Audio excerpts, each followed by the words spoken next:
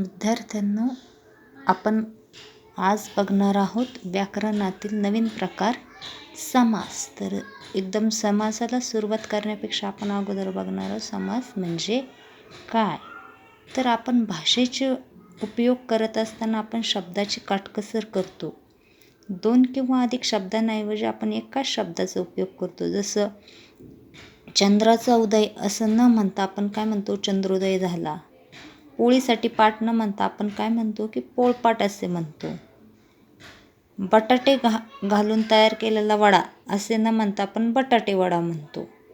तर हे काय झालं आहे, आपण शब्दाचं एकत्रीकरण केलं असं म्हणतो, किंवा आपण जास्त शब्द न वापरता छोटे छोटे शब्द वापरत असतो. तर अशा शब्दांच्या एकत्रीकरणास समास असे म्हणतात. सम अधिक अस या संस्कृत धातूपासून समास शब्द तयार झालेला आहे. आणि समास या शब्दाचा अर्थ मुळात एकत्र करणे असा आहे. समासात एक जोड शब्द तयार करत असताना त्या शब्दातील परस्पर संबंध दाखवताना त्यातील विभक्ती प्रत्यय किंवा शब्द आपण गाळतो. समास ही देखील भाषेतील काय आहे, एक प्रकारे काटकसरच आहे. शब्दाच्या एकत्रीकरणानं जो जोड शब्द तयार होतो त्याला सामासिक शब्द असे म्हणतात. तर आपण हे बघण्या अगोदर काही उदाहरणं बघू बघा, म्हणजे तुमच्याबरोबर लक्षात येईल. बघा, पुढील वाक्य वाचा आणि अधोरेखित शब्दांकडे नीट लक्ष द्या. तर पहिलं वाक्य आहे बघा, प्रत्येकाने प्रतिक्षण सतर्क असावे. दुसरं आहे, स्वातंत्र्यवीरांनी आपले तन मन राष्ट्रार्पण केले. उदाहरण 3, सज्जन माणूस योग्यायोग्यतेचा विचार करतो.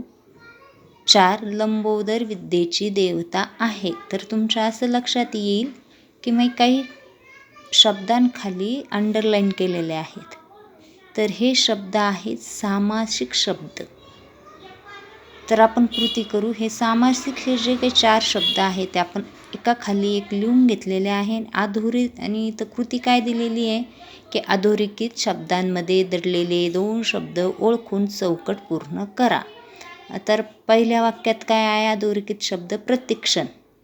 तर आपण प्रतिक्षण इथं घेतलं. याच्यात 2 शब्द दडलेले आहेत ते आपण बघू. बघा, पहिल्या याच्यात काय आहे, प्रतिक्षण म्हणजे प्रत्येक आणि दुसरा आहे क्षण.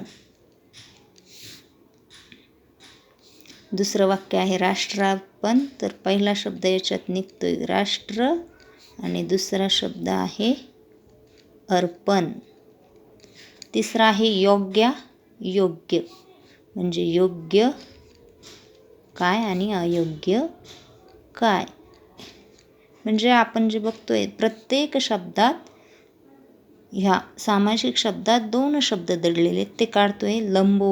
लंबोदर म्हणजे लांब, उदर म्हणजे पोट, तर उदर.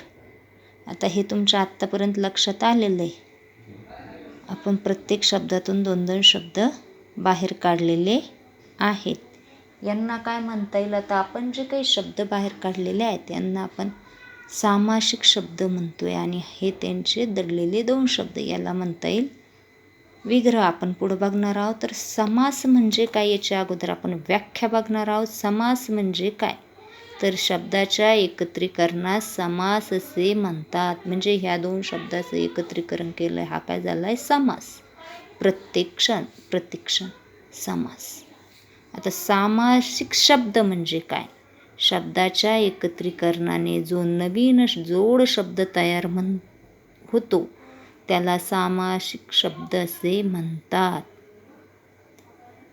जो तयार होतो. आता प्रतिक्षण हा झाला सामासिक शब्द. आणि समासाचा विग्रह म्हणजे काय, तर सामासिक शब्द फोड करून दाखवण्याच्या पद्धतीला समासाचा विग्रह असे म्हणतात. आता समासाचा विग्रह म्हणजे काय, तर कशी फोड करून दाखवायची ते आपण बघू. बघा, आता इथं मी या 4 शब्दांची फोड करून दाखवलेली आहे. हे झाले सामासिक शब्द जे की आपण सुरुवातीला इथं बघितलेले आहे. प्रतिक्षण, राष्ट्रार्पण, योग्य आणि लंबोदर. तर हे शब्द मी इथं घेतलेत बघा. नंबर 1 प्रतिक्षण, राष्ट्रार्पण, योग्य योग्य. याचा आज आपण विग्रह बघणार आहोत, समासाचा विग्रह. तर प्रतिक्षण म्हणजे काय? प्रत्येक क्षणाला, हा झाला त्याचा विग्रह. राष्ट्रार्पण, राष्ट्राला अर्पण. योग्य योग्य, योग्य किंवा अयोग्य. आणि लंबोदर, लांब आहे.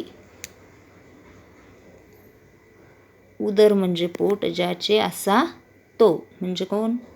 गणपती. गणपतीला आपण लंबोदर म्हणतो की नाही. तर हे झाले सामासिक शब्द. हा झाला समासाचा विग्रह. आणि आता आपण बघतोय की अजून काही आपण गोष्टी महत्त्वाच्या बघणार आहोत, की ह्या ज्या काही समासात आपण आत्तापर्यंत बघत आलेलो आहे, की एक शब्द असतो जोड शब्द, त्याचे 2 शब्द बघितले, नंतर आपण त्याचा विग्रह बघितला. हे समास म्हणजे काय हे बघत असताना आपण अजून काही महत्त्वाच्या गोष्टी बघणार आहोत. त्या आहेत की समासात कमीत कमी 2 शब्द असतात. म्हणजे जो काही सामासिक शब्द आहे त्याची फोड करतो त्याच्यात किती शब्द असतात? 2 शब्द असतात. आणि समासातील शब्दांना पद असे म्हणतात. पद म्हणजे कोणतं? की आता आपण लंबोदर बघितलं, लांब आणि उदर. मग हे झालं 2 शब्द जे आहेत ते वेगवेगळे, त्याला आपण काय म्हणायचं आहे? पद. आणि पहिला शब्द म्हणजे पहिलं पद, दुसरा शब्द म्हणजे दुसरं पद. हे झालं एकदम सोपं आहे. पण महत्त्वाचं जे काही पद आहे त्याला प्रधान पद म्हणतात, आणि कमी महत्त्वाचं आहे ते गौण पद. म्हणजे जर महत्त्वाचं जर दुसरं पद असेल, दुसरे पद असू शकतं, तर त्याला प्रधान पद असे म्हणतात. आणि जे कमी महत्त्वाचं आहे त्याला गौण पद म्हणतात. तर समासातील कोणते पद महत्त्वाचे किंवा प्रधान आहे यावरून समासाचे प्रकार पडतात. तर आपण समासाचे प्रकार बघणार आहोत. बघा, जर पहिले पद प्रधान असेल आणि दुसरं पद गौण म्हणजे महत्त्वाचं नाही, तर समास होतोय बघा अव्ययी भाव समास होतो. तिथे कोणता भाग समास होतो? अव्ययी भाव समास होतो. आणि पहिलं पद गौण असेल, दुसरं पद प्रधान असेल, तर तिथे होतोय तत्पुरुष समास. तिसरा आहे दोन्ही पद प्रधान आहे, तिथे द्वंद्व समास होतो. आणि दोन्ही पद महत्त्वाचं नाही, तिसऱ्याच शब्दाचा बोध होतो, त्याला बहुव्रीही समास असे म्हणतात. आणि हे 4ही समास आपल्याला ह्या वर्षी अभ्यासक्रमात आहेत. तर हे काही आपण समासाचे प्रकार बघणार आहोत. समासाचे प्रकार बघा. पहिला आहे अव्ययी भाव समास, दुसरा तत्पुरुष समास, तिसरा द्वंद्व आणि चौथा बहुव्रीही समास. तर अव्ययी भावा समासाचे काही उपप्रकार पडत नाही, ते तत्पुरुष समासाचे 3 उपप्रकार पडत आहेत. पहिला आहे विभक्ती तत्पुरुष समास, दुसरा आहे कर्मधारय समास, तिसरा आहे द्विगु समास. आणि द्वंद्व समासाचे 3 उपप्रकार पडतात. तर ते आहे इतरेतर द्वंद्व समास, दुसरा आहे वैकल्पिक द्वंद्व समास, आणि तिसरा आहे समाहार द्वंद्व समास. तर हे जे काही इतके प्रकार आहेत, मुख्य 4 प्रकार, आणि ह्या तत्पुरुष समास आणि द्वंद्व समासाचे प्रत्येकी 3 हे जे काही उपप्रकार आहेत, इतके आपल्याला ह्या वर्षी अभ्यासक्रमात आहे. तर आपण सर्वप्रथम बघणार आहोत अव्ययी भाव समास. अव्ययी भाव समास. जेव्हा समासातील पहिले पद बहुधा अव्यय असून ते महत्त्वाचे असते व या समासिक शब्दाचा वापर वाक्यात क्रियाविशेषणासारखा केलेला असतो, तेव्हा अव्ययी भाव समास होतो. बघा व्याख्या. आणि वैशिष्ट्य आहे सामासिक शब्दातील 2 पदांपैकी पहिले पद प्रधान असून ते बहुधा अव्यय असते व संपूर्ण सामासिक शब्दात वाक्यात क्रियाविशेषणाचे काम करतो. क्रियाविशेषण तुम्ही याच्या अगोदर शिकलेले आहात, त्याच्यामुळे आपण अगोदर बघू की अव्ययी भाव समास कसा होतो, कसा ओळखायचा. तर त्याच्यात बघा, प्रथम आ, यथा, प्रति हे संस्कृत भाषेतील उपसर्ग लागून झालेले शब्द या प्रकारात मोडतात. कोणत्या प्रकारात? अव्ययीभाव समासात. तर आपण काही सामासिक शब्द बघू आणि त्यांचा विग्रह बघू. बघा, सर्वप्रथम आपण घेऊ बघा प्रतिक्षण. हे संस्कृत भाषेतील काय आलेले आहेत? उपसर्ग. तर त्याचा विग्रह कसा करता येईल आपल्याला? प्रत्येक क्षणाला. प्रतिक्षण म्हणजे काय? प्रत्येक क्षण. आजन्म. आ म्हणजे काय? जन्मापासून. त्याचा विग्रह अर्थ काय होतोय? जन्मापासून. यथाक्रम म्हणजे काय? क्रमाक्रमाने किंवा क्रमाप्रमाणे.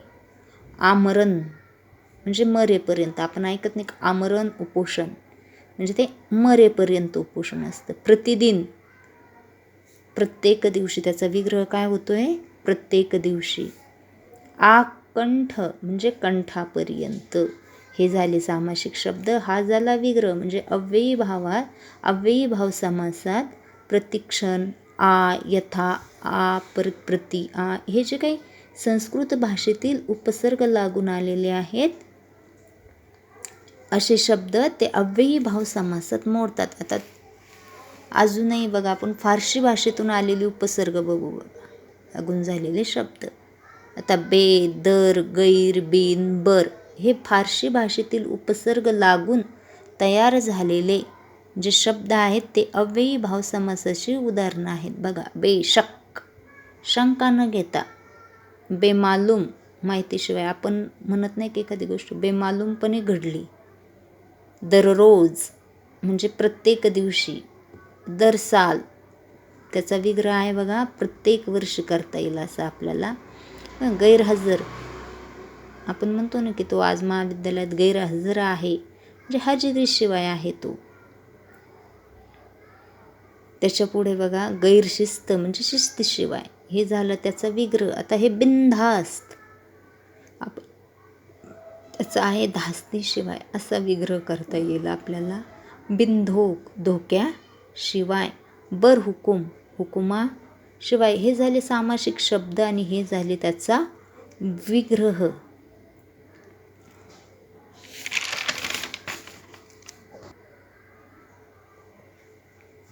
आणि त्याच्यातच तिसरा आहे बघा, तिसरा प्रकार. मराठी भाषेतील दुरुक्ती होऊन तयार झालेले शब्द क्रियाविशेषणाप्रमाणे वापरले जातात.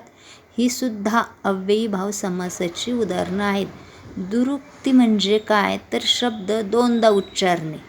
दुरुक्ती, मराठी भाषेतील दुरुक्ती म्हणजे एकच शब्द जोडून बघा. म्हणजे कसं? सामासिक शब्द पावलोपावली, त्याचं विग्रह प्रत्येक पावलं. म्हणजे दुरुक्ती म्हणजे दोनदा, एकामागून एकदा परत.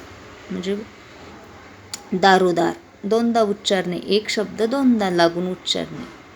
बघा, दारोदार, प्रत्येक दारी. आता इथं हा जो अव्यय लागलेला आहे प्रत्येक दारी, म्हणून हा इथे अव्ययीभाव समास होते. बघा, घरोघरी, प्रत्येक घरी. दिवसेंदिवस, प्रत्येक दिवशी. जागोजागी, प्रत्येक जागी. तर आता हे जे काही उदाहरणं आहेत दुरुक्तीहून आलेले, हे जे काही सामासिक शब्द आहे हे अव्ययीभाव समासाची उदाहरणं कशी होतील? तर हे बघा, वरील शब्दात अव्यय दिसत नसले तरी त्याचा विग्रह अव्ययासह केला जातो, म्हणून अशा शब्दांचा उपयोग समावेश अव्ययीभाव समासात होतो. म्हणजे उदाहरणार्थ पावलोपावली, प्रत्येक पावलं. म्हणजे हा प्रत्येक हा जो काही शब्द आहे हा काय आहे? अव्यय आहे. काय आहे? हा अव्यय आहे. म्हणून याचा समावेश अव्ययीभाव समासात होतोय. तर तुमच्या लक्षात आलं असेल की आज आपण समास म्हणजे काय, सामासिक शब्द म्हणजे काय, त्यांचा विग्रह बघितला, प्रकार बघितले आणि त्या प्रकारातील सर्वात प्रथम जो काही प्रकार आहे अव्ययीभाव समास, तो समास आपण बघितलेला आहे.